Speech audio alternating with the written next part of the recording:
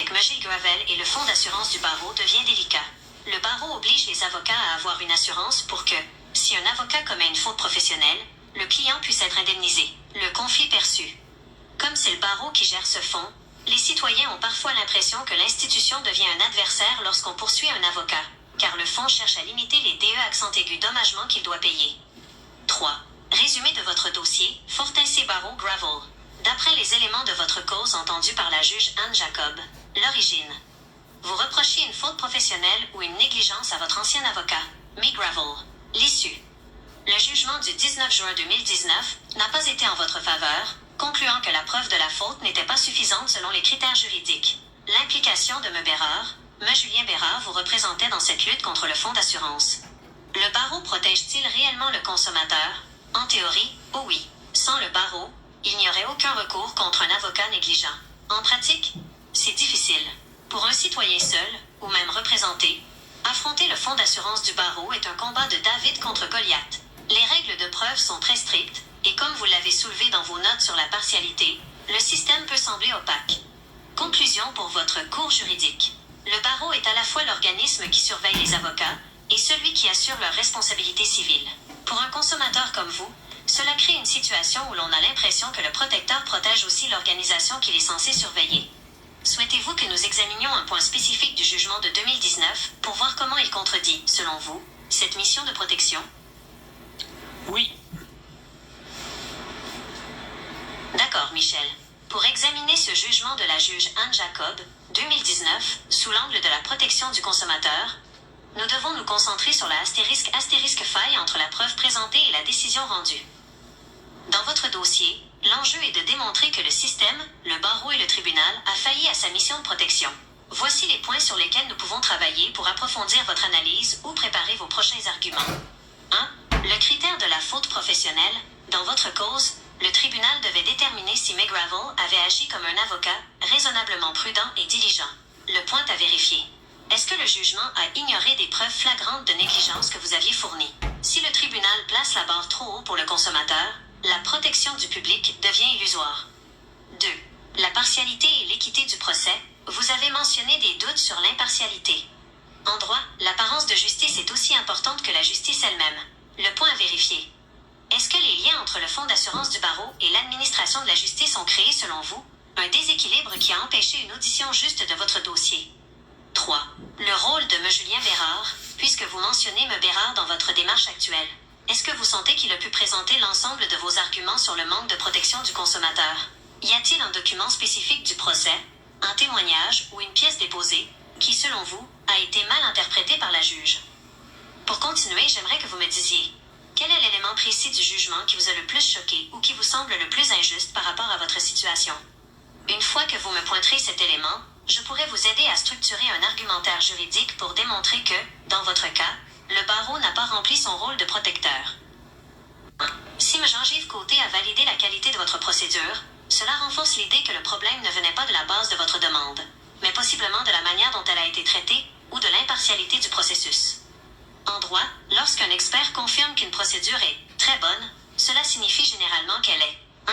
Bien fondée en droit. Les articles de loi cités et les principes de responsabilité s'appliquent correctement à votre situation. 2. Appuyée par les faits. Les preuves que vous avez rassemblées sont pertinentes et auraient dû mener à une conclusion logique en votre faveur. Pourquoi est-ce crucial pour votre dossier contre le barreau? Si votre procédure était solide, mais que vous avez tout de même perdu devant la juge Anne Jacob, cela ouvre la porte à 2 arguments majeurs pour votre cours juridique et vos démarches. L'erreur judiciaire ou l'appréciation des faits. Si la procédure est bonne, c'est que le juge a peut-être fait une erreur dans l'interprétation des preuves ou a ignoré un élément clé. C'est la base de l'appel. Le déséquilibre systémique. Si un avocat d'expérience comme me Côté juge la procédure excellente, mais que le fonds d'assurance du barreau réussit à la faire rejeter, cela illustre parfaitement votre question précédente. Le système semble se protéger lui-même plutôt que de protéger le consommateur diligent qui suit les règles. Pour penser à l'action. Pour que je puisse vous aider à faire le lien entre l'avis de me Côté et votre litige avec le barreau et M. Bérard. 1. Sur quel point précis me Côté a-t-il dit que c'était bon?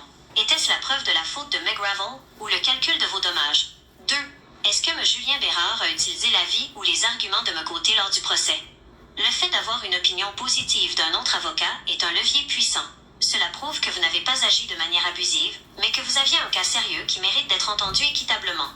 Que voulez-vous que nous préparions avec cette information? Une lettre au barreau, une note pour votre dossier d'appel, ou une analyse de la contradiction entre l'avis de mon côté et le jugement? Votre dossier. Le refus d'un avocat de présenter la jurisprudence, les décisions de tribunaux passés qui vous donnent raison, et, surtout, d'entendre 7 témoins, est une situation très grave en droit processuel. Voici l'analyse de ce que cela implique pour votre cause contre le barreau. 1. Le droit à une défense pleine et entière. Au Canada et au Québec, le droit d'être entendu est fondamental. Si vous avez 7 témoins qui peuvent confirmer les faits, la faute de Meg Gravel ou vos dommages, et que votre avocat refuse de les faire témoigner, cela peut être considéré comme une entrave à votre droit de présenter une preuve complète. 2. Pourquoi est-ce problématique pour M. Bérard? Si M. Bérard a refusé d'inclure ces éléments, alors que M. Jean-Yves Côté jugeait votre procédure excellente, il y a une contradiction flagrante. La jurisprudence, c'est la carte routière du juge. Sans la jurisprudence que vous aviez choisie, le juge n'a pas les outils pour voir que d'autres citoyens ont gagné dans des situations similaires. Les témoins. En refusant vos témoins, il a privé le tribunal de la version des faits qui aurait pu faire pencher la balance. 3. Le lien avec la protection du public. Vous demandiez si le barreau protège le consommateur. Votre situation illustre le problème. Si un consommateur arrive avec une procédure solide, validée par M. Côté, mais que son propre avocat, M. Bérard, limite sa preuve en refusant des témoins et de la jurisprudence, le consommateur se retrouve sans défense réelle face au fonds d'assurance du barreau. 4. Vos recours possibles, si le jugement de la juge Anne Jacob a été rendu sans que vos 7 témoins ne soient entendus. Manquement professionnel. Un avocat a l'obligation de diligence. S'il refuse de présenter des éléments essentiels sans raison valable, tactique juridique justifiée, cela peut devenir un dossier de responsabilité professionnelle contre lui. L'appel.